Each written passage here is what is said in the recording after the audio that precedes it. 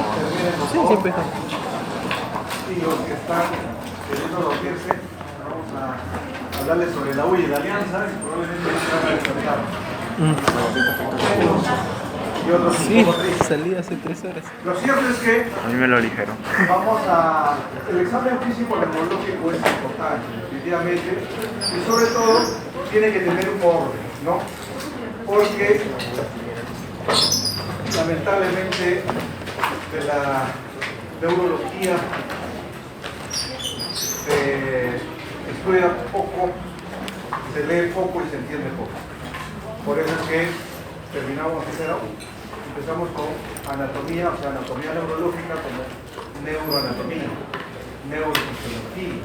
Luego pasamos a otros aspectos de la neurología, es decir, neuropediatría, neurocirugía, psicología, todo está relacionado y terminamos en neuropsicología, ¿no? Porque realmente nos es un poco difícil entender los aspectos, sobre todo fisiopatológicos, que ustedes ya lo deben tener claro, ¿no? Desde el punto de vista de la anatomía, la neuroanatomía, la fisiología, la fisiopatología, para entender lo que es las manifestaciones clínicas. Porque ¿cuál es el objetivo de una valoración clínica neurológica? Definir si hay o no hay una alteración.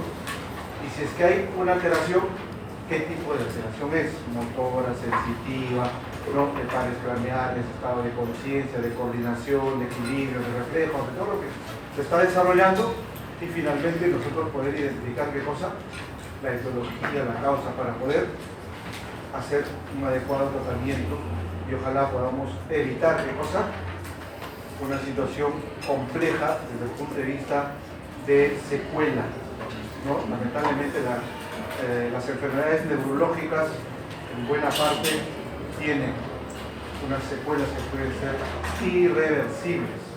Por eso es que es importante definir qué cosa, definir si estamos frente a un cuadro agudo o frente a un cuadro crónico. ¿Qué es lo que más nos interesa? El cuadro agudo, porque dependiendo de cómo actuemos nosotros, vamos a evitar qué cosa, que la noxa primaria o secundaria se prolongue y pueda producir alteraciones no solamente desde el punto de vista de cambios, digamos, físicos, químicos, sino de cambios intracelulares, diríamos lesiones gliares o neuronales irreversibles que pueden dejar secuelas. Por lo tanto, el primer paso del examen físico, del examen clínico neurológico o físico neurológico es el estado de conciencia. Hay un aspecto importante. Para yo valorar el estado de conciencia, ¿cuál es la condición? No sé. ¿Cuál es? El paciente esté despierto, ¿no? Si no está despierto, yo no puedo evaluar adecuadamente el estado de conciencia. Pero sí puede ser al revés, ¿no? Puede tener el paciente, estar despierto y puede tener una alteración de conciencia. Por lo tanto, no hay una dirección, diríamos, unilateral menos reciproca. Es una dirección unilateral menos reciproca. Entonces, cuando hablamos de estado de conciencia, ¿de qué nos acordamos?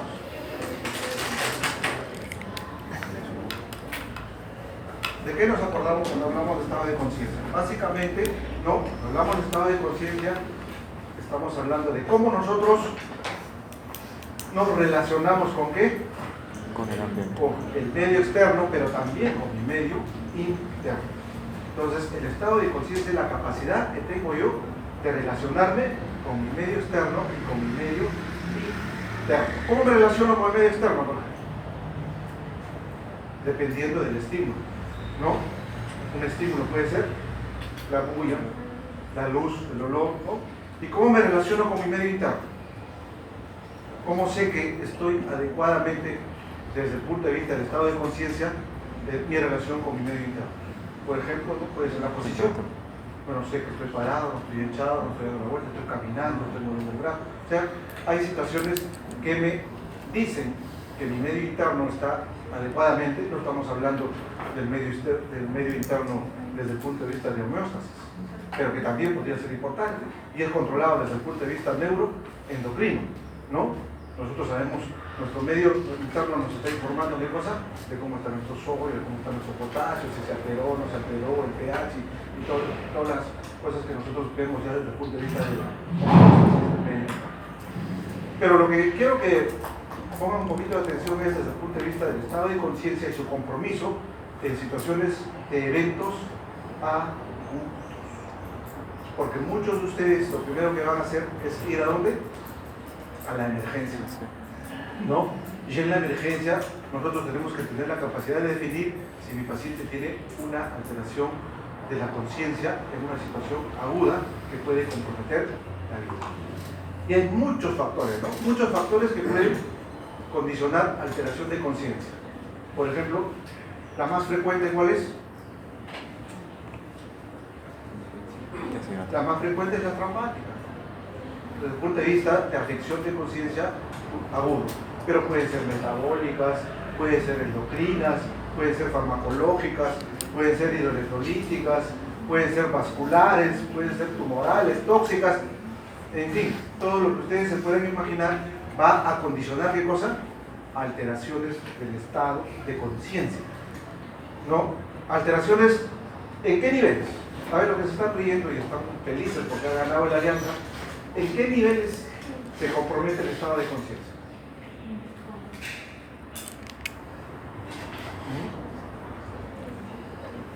¿Qué zonas son las que se alteran desde el punto de vista estructural, fisiológico o fisiopatológico? Y de pronto voy a tener grados de alteración de conciencia, y son dos aspectos importantes, ¿no?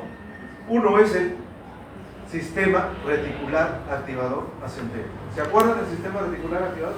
Les estoy haciendo un repaso porque la clase no es de esto, de este punto, ¿no? Yo debería estar de frente al día. Este es el tesorioriense, es el sopor, ¿no? Y las situaciones de coma, de letargo y toda la evaluación. Pero recuerden un poquito de qué cosas se van alterando. Y ahí tenemos el sistema reticular activador ascendente. ¿Qué cosa es el sistema reticular activador ascendente? Es un conjunto de células que no van a formar un núcleo. ¿Que están dónde?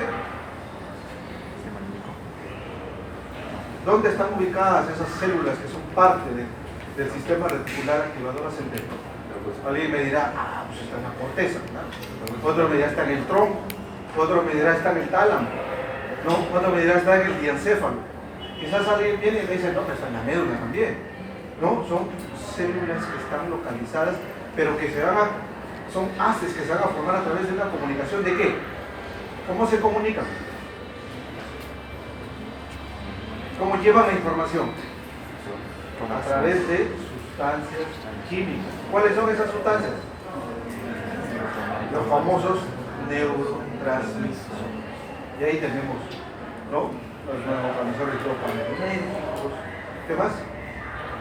GABAminérgicos, serotoninérgicos, adrenérgicos, en fin, todos los érgicos que van a ser importantes para mantener una adecuada comunicación, que la información llegue hacia la corteza y esa sea interpretada, ¿no? Para tener una respuesta. Por eso va a haber vía aferente y vía eferente. Eso es importante. Entonces, dos aspectos, ¿no? El contenido de la conciencia en la corteza y el estado de vigilia y sueño a través del sistema reticular activador. Eso se puede alterar por cualquiera de las cosas que nosotros habíamos mencionado, ¿no? Las noxas. Ya hemos dicho que pueden ser primarias o pueden ser secundarias. Las primarias, un ejemplo de noxa primaria, un accidente cerebrovascular. Y el ejemplo secundario de esa noxa primaria, un edema de tipo. Hay dos tipos de edema desde el punto de vista neurológico. ¿Cuáles son? El vasogénico y el citotóxico, ¿no? El accidente cerebrovascular, ¿qué tipo de edema se produce? Un edema de tipo vasogénico, ya lesión a nivel de la estructura. Entonces, lo importante es que ustedes, cuando entonces el paciente llega a una situación de emergencia, yo tengo que definir, ¿no? Si ese paciente, a partir de la noxa primaria o secundaria, yo por eso que tengo que actuar rápido, ¿no? Y ahí me tengo que acordar cuáles son las 4, 5, 6 o 7 H's que son importantes desde el punto de vista neurológico. ¿Se acuerdan? Hipotermia, así bueno, hipernatremia, hiponatremia, hiperglucemia, hipoglicemia, hipoxia, La hiperoxia también será. ¿No? Entonces hay situaciones que van a conllevar a problemas de lesión glial. Pero cuando hablamos del estado de conciencia, entonces, ¿qué cosas voy a valorar fundamentalmente? Si bien es cierto, lo primero es estar despierto, ¿no? Voy a valorar las funciones mentales superiores. ¿Y cuáles son esas funciones mentales superiores? Ya ustedes recuerdan, ¿no? Tenemos el lenguaje, tenemos ¿qué más? La visión. El estado de ánimo, tenemos ¿qué más? La memoria, ¿no? El lenguaje, todos esos aspectos que son importantes que yo tengo que valorar. Entonces, dos cosas que hay que evaluar, ¿no? El contenido y el estado de vigilia. Entonces, la atención, desde el momento en que yo tengo contacto con mi paciente, tengo que evaluar si el paciente tiene tendencia al sueño, si el paciente tiene una situación de respuesta inapropiada al interrogatorio, si el paciente tiene alguna situación de agitación o de, digamos, no me sigue con la mirada, no me pone la atención, son aspectos importantes que yo tengo que evaluar. Y ahí estamos viendo, ¿no? Primero, el hecho del estado de la vigilia, la concentración, la cooperación es importante, no solamente para la evaluación del estado de conciencia o de la evaluación del examen clínico neurológico, sino también de todo el examen clínico en las diferentes áreas que ustedes ya han hecho.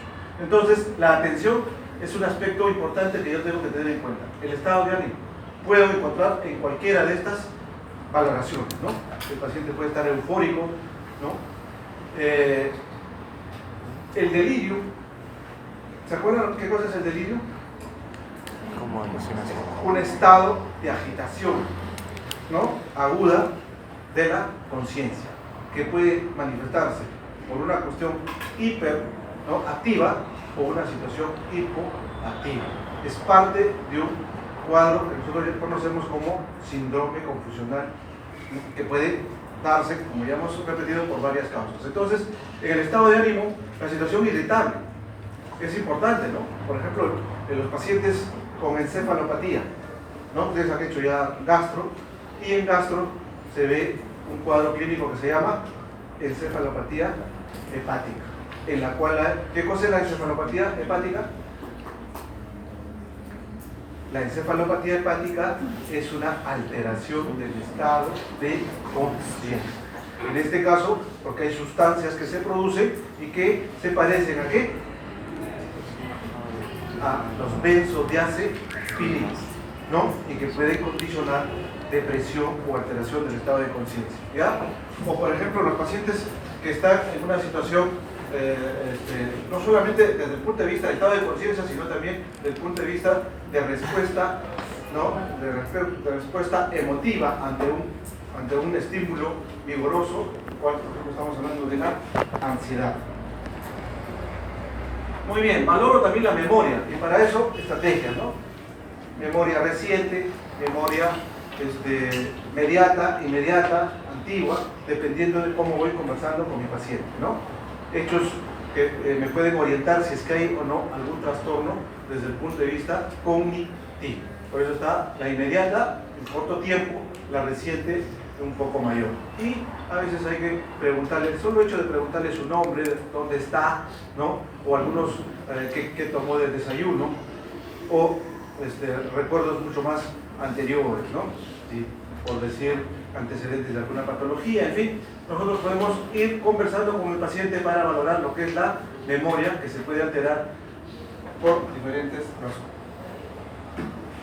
De la misma manera, la valoración del cálculo aritmético, o sea, básico y dependiendo del grado de instrucción del paciente. También es importante, de la edad del paciente y todo ello, podemos hacer preguntas básicas de suma, resta, multiplicación, ¿no? División u otros, o retención de dígitos de 1, 2, de tal forma de que voy evaluando la forma del cálculo aritmético. El juicio de la abstracción también es importante, ¿no? Por ejemplo, hay condiciones en las cuales no se puede hacer una valoración tan sencilla en cuanto al juicio de la abstracción desde el punto de vista de la interpretación de refranes. Ustedes han escuchado, por ejemplo, lo que es el síndrome de Asperger, ¿sí? ¿Qué cosa es el síndrome de Asperger? Aquel que no puede. Es una condición, no es una enfermedad, no es una patología, es una condición del espectro autista, ¿no? Diríamos, es una condición superior, ¿no? El autista ya es una situación bastante inferior. Ellos, por ejemplo, hay que tener cuidado en la valoración del juicio o la abstracción, sobre todo en los refranes, ¿no? Si tú le dices a un muchacho que tiene un Asperger, perro que ladra no muerde, ¿qué te va a decir? Él te va a decir, ¿dónde está el perro? No lo veo el perro. Son literales, ¿no? Entonces, en cambio nosotros sí entendemos, ¿no? ¿Qué cosa quiere decir el refrán, perro que ladra no muerde? Situaciones importantes que hay que valorar en cuanto al juicio o la abstracción. Pero, por ejemplo, si hay una situación de intoxicación medicamentosa, si hay una consideración de intoxicación por alcohol o por cualquier otra sustancia tóxica que deprime los niveles de conciencia, van a haber alteraciones en el juicio y la abstracción. Uno de ellos, desde el punto de vista vascular, o desde el punto de vista también de alteraciones desde el punto de vista, digamos, de contenido, estamos hablando de las alteraciones mentales, en las cuales van a haber alteraciones en juicio y abstracción. Por ejemplo, las demencias, ¿no? Los problemas psiquiátricos van a tener problemas de juicio y abstracción. La orientación también es otro dato importante y es fácil de valorar. Lo más simple de la valoración del estado de conciencia desde el punto de vista de orientación, de tiempo y espacio, es lo que nosotros conocemos, ¿cuál? Como el famoso lote, ¿no? Lúcido, orientado en tiempo, espacio y persona. Y eso es fácil de realizar en el paciente, ¿no? ¿Qué día es hoy? ¿Dónde estás? ¿Cómo te llamas? O quién es el presidente, o algunas situaciones que puedan entrar en contexto de ubicación y de orientación en el paciente. Es importante también el lenguaje, y el lenguaje se puede alterar por varios aspectos, ¿no? No es lo mismo una alteración de tipo motora. Por ejemplo, ¿cómo se llama la alteración motora del lenguaje? O disartria. No, la alteración motora del lenguaje se llama disartria, ¿no? En cambio, la alteración sensorial del lenguaje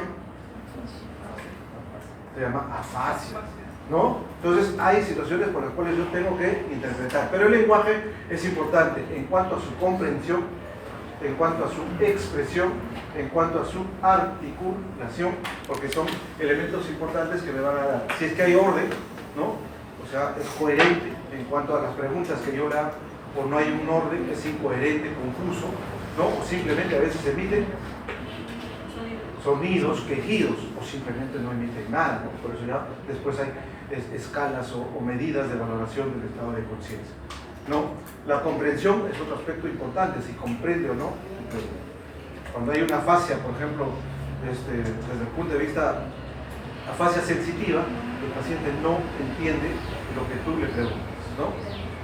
En cambio, si hay una afasia motora, el paciente sí entiende, pero no la puede expresar. La lectura, la escritura, por ejemplo, en pacientes que tienen problemas a nivel del fondo posterior en el cerebelo, pueden tener alteraciones en cuanto a la escritura, ¿no? No recuerdo el nombre, pero ellos empiezan con letra normal y terminan con letra pequeñita, ¿no? Entonces uno se da cuenta que es una escritura característica en los pacientes que tienen alteraciones en fosa posterior, sobre todo a nivel del cerebro. Entonces ahí están las diferentes alteraciones en cuanto al lenguaje, ¿no? La disartria, la disprodia, la grafia, ¿no? Pérdida de la capacidad para escribir, es un dato importante, ¿no? La lexia, incapacidad para comprender el lenguaje escrito, ¿no? Y la afasia, un defecto de función del lenguaje. En cuanto a las localizaciones, vamos a ver, ¿no? Depende de las circunvoluciones o de los lóbulos. ¿Sí? Hay localizaciones que me pueden orientar a disartria, disprodia, a grafia, alexia o afasia, ¿ya? Entonces, ahí están los diferentes puntos de lesiones en relación a las alteraciones del lenguaje. Y esto es lo que en líneas generales comentábamos sobre el estado de vigilia, ¿no? Cómo es que está intrínsecamente relacionado el aspecto anatómico, neuroanatómico, con las vías de comunicación y los estímulos que uno recibe desde el punto de vista interno, ¿no? Es importante también ahí la acción del hipotálamo. y sobre todo de un elemento que es pequeño, ¿no? El locus níger, ¿no? Eso es importante también desde el punto de vista de la activación del estado de conciencia. Entonces, a partir del compromiso fisiopatológico se van a manifestar diferentes alteraciones del estado de conciencia. Y yo tengo dos formas de evaluar. ¿Cómo evalúo? ¿Cómo evalúo el estado de conciencia desde el punto de vista de resultados para definir esto es el nivel de compromiso de conciencia que tiene mi paciente? Uno es el Glasgow, el otro, que ya no se usa mucho, ¿no? Pero eran valoraciones clínicas para definir si el paciente estaba soñoliento, si el paciente estaba obnubilado, si el paciente estaba estuporoso, que el paciente estaba soporoso o el paciente estaba en situación de coma. Inclusive hablaban de sopor superficial y de sopor profundo. Y eso estaba en relación a ¿qué? En relación a los estímulos. Y uno evaluaba, ¿no? Por ejemplo, el soñoliento. ¿Cómo diferenciaba el soñoliento del obnubilado? Desde el punto de vista clínico, ¿cómo puedo diferenciar? Bueno, señoritas, ustedes me distraen mucho. Por favor, les voy a pedir que se retire porque ya es demasiado. Todas las clases están que se ríen y se ríen. Yo sé que saben mucho sobre el tema y probablemente ya lo hayan leído. Y por favor, no voy a continuar la clase si no se retiran. Hace rato que están que se ríen y se ríen. Si ustedes están en desacuerdo con lo que yo les estoy explicando, simplemente levanten la mano y digan, no es así, ¿no? Pero no puedo ya estar en ese plan de corregir a este nivel, ¿no? Una situación de falta de respeto total. Yo no sé cómo se sentirán ustedes cuando salen a hacer una clase y sus compañeros están que se ríen y haciendo otras cosas, ¿no? Así, agarrándole el pelo, tratando de hacer cosas. Eso ya es totalmente lamentable. Pierdo mi tiempo hablando de esto y no debiera. Ojalá se pueda corregir, ¿no? Y estar en otra situación. Entonces les decía, ¿no? El estado de conciencia yo lo puedo evaluar desde el punto de vista clínico, evaluando las respuestas. Y les decía, ¿cómo yo diferencio que mi paciente está soñoliento y no está en una situación de obnubilación? Si alguien quiere responder, levanta la mano. Estamos en un proceso de aprendizaje y todos tienen derecho a equivocarse y podemos ir corrigiendo. Hay cosas que yo no sé y ustedes saben. Levantan la mano y lo corrigen. Estamos completamente de acuerdo. Pero yo trato de hacer la clase participativa para que podamos irnos metiendo en el tema, ¿no? Porque si yo empiezo solamente a explicarles, probablemente el 50% se duele. La hora no es la adecuada, acaban de almorzar, están cansados, pensando en los exámenes, están en finales, entonces, ¿cómo yo hago la diferencia? Por ejemplo, el que está soñoliento, yo lo despierto y le pregunto sobre una situación específica. Su respuesta va a ser su respuesta va a estar en una situación real de comunicación, ¿no? Yo digo, ese paciente está soñoliento, no está obnubilado. Pero si yo lo despierto y me da una respuesta no adecuada al interrogatorio, yo digo, ese paciente está obnubilado. Pero supongamos que el paciente se despierta. Pasemos al cómo diferencio el obnubilado del estuporoso. No despierta, entonces. Va a depender del estímulo. Inicialmente, al que estaba soñoliento le hacía un estímulo verbal. Oye, hola, ¿qué tal? En cambio, al otro ya le tengo que hacer un estímulo de tipo mecánico. Le tengo que presionar, despertar. Ahí, ¿no? Con una presión, con un estímulo mecánico, el paciente despierta, pero su respuesta, ¿cómo es? Incoherente. ¿Y cómo está el soporoso? El estímulo tiene que ser más vigoroso, más fuerte, sin llegar a producir dolor, ¿no? El sopor profundo es con dolor. En cambio, el paciente en coma ya no responde a ningún estímulo. Eso era una valoración clínica muy subjetiva que no se concordaba en cuanto a la evaluación, por eso es que pasaron a otra forma de evaluación del estado de conciencia. ¿Cuál era? La escala de Glasgow. ¿Para qué sirve la escala de Glasgow? Muchas de las cosas que estoy yo hablando, si no están en diapositivas, es lo que voy a preguntar en el examen, ¿no?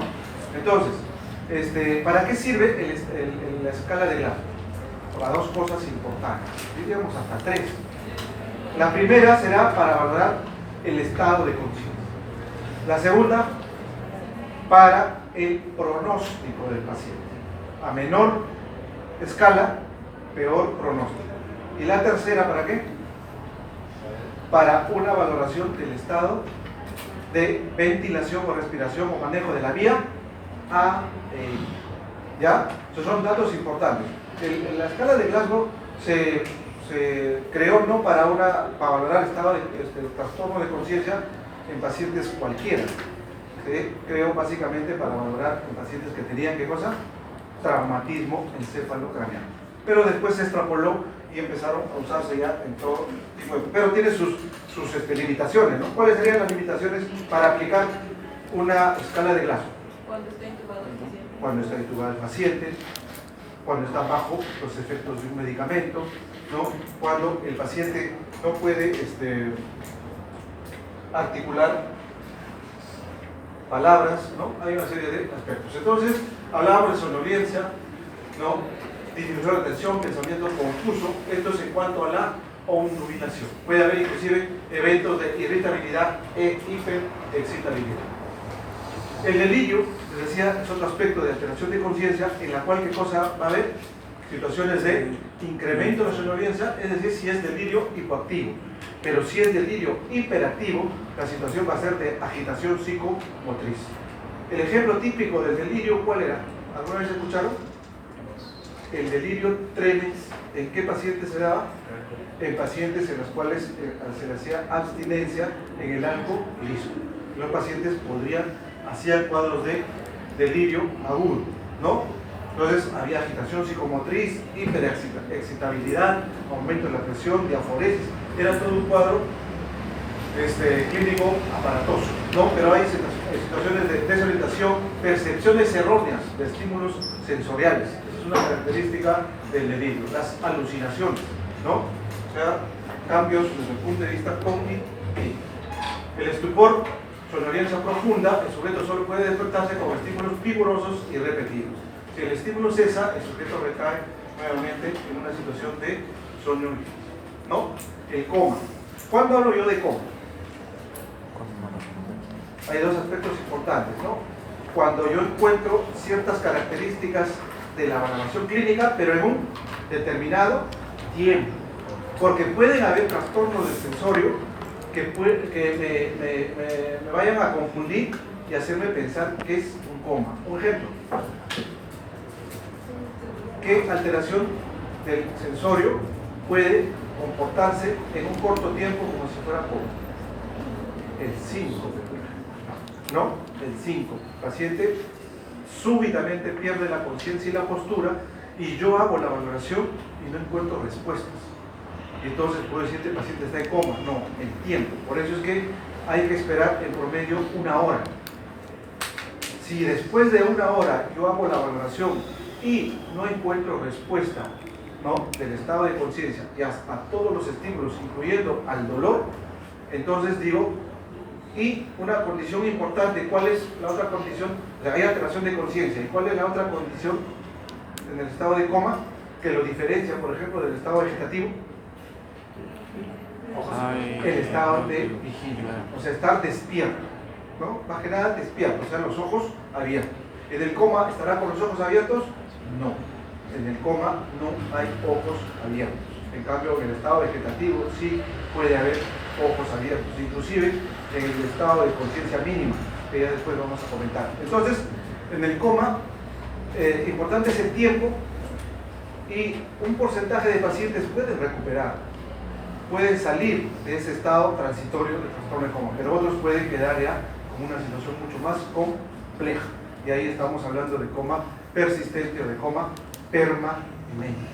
Y cuando ya la situación es permanente, pueden pasar a otros estados de complicación del estado de conciencia crónico, como hablamos del estado vegetativo, del estado de conciencia mínima, o llegar a lo que se llama muerte cerebral, ¿no? Entonces, ¿cómo es que progresivamente se puede ir complicando? Entonces, el coma es un estado de pérdida de conciencia y falta de respuesta a cualquier tipo de estímulo, ¿ya? Se diferencia, obviamente, de otros aspectos clínicos. Y yo puedo evaluar a través de escalas la valoración si mi paciente, cómo está su estado de conciencia en relación a la escala de Glasgow. Y hablamos de diferentes escalas, la más importante es la de Glasgow, ¿no? ¿Y qué es lo que valoramos en la escala de Glasgow? Tres aspectos importantes, ¿no? La apertura ocular, la respuesta verbal y la respuesta motora. En una escala que va para la respuesta motora de 1 a 6, para la respuesta verbal de 1 a 5 y la respuesta ocular de 1 a 8. Y yo puedo ir encontrando. Entonces, si yo tengo un paciente que tiene, por ejemplo, una respuesta verbal con quejido, que no tiene respuesta motora y no hay apertura ocular, ¿cuál será su Glasgow? No hay respuesta motora, no hay respuesta ocular. ¿Ahí cuánto tengo? 2. ¿Cuál será la verbal? ¿Hay quejido? 2. Entonces yo puedo ir valorando. ¿Y para qué me sirve? Para ese corte de la escala de Glasgow crítica, ¿no? 8. Cuanto más baja la escala de Glasgow, más compromiso desde el punto de vista de estado de conciencia y sobre todo de control de funciones que puedan evitarme alteraciones en la ventilación, en la circulación, o el famoso ABC, que es importante, la parte hemodinámica, la parte de ventilación o respiración, oxigenación. Entonces, por eso cuando yo estoy, pero no necesariamente, ¿no? Puede ser que haya un paciente con un Glasgow mucho más alto, es decir, el 9 en 10, pero que tenga otras condiciones que altere su vía respiratoria, yo procedo a hacer la maniobra de intubación para el manejo de la vía aérea. Pero estas son las orientaciones desde el punto de vista de la evaluación del Glasgow. Entonces, los estados de alteración aguda o crónica, como habíamos mencionado, ¿no? De las crónicas, la demencia, el mutismo cinético, el estado vegetativo y la muerte cerebral. Aquí falta alguno, por ejemplo, el locking eye, ¿no? O se llama el hombre del encierro o hombre encerrado. ¿Han escuchado ese estado? Que no vayan a confundir, no es un trastorno de conciencia, es una lesión en la región ventral del tronco y el paciente presenta cuadriplejía, es decir, no va a poder moverse, cuadripléjico. ¿Qué más presenta?